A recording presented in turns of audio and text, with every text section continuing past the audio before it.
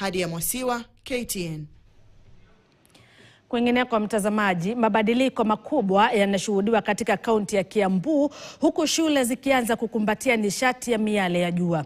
Hatua hii inalenga kupunguza gharama ya juu ya umeme pamoja na kuhimiza matumizi ya nishati safi na endelevu.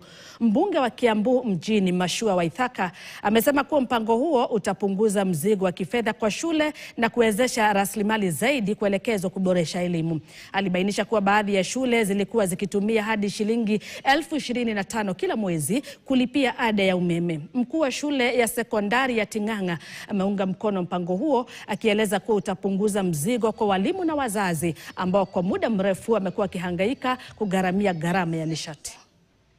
Stima sasa sisi zitapungua, na hiyo pesa yenye tulikuwa tunatumia 15,000 plus every month sisi tutatumia pahali pengine.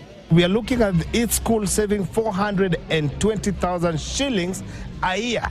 And then kindly note, the tariffs on these changes. Today, the tariff is at 25 shillings per kilowatt.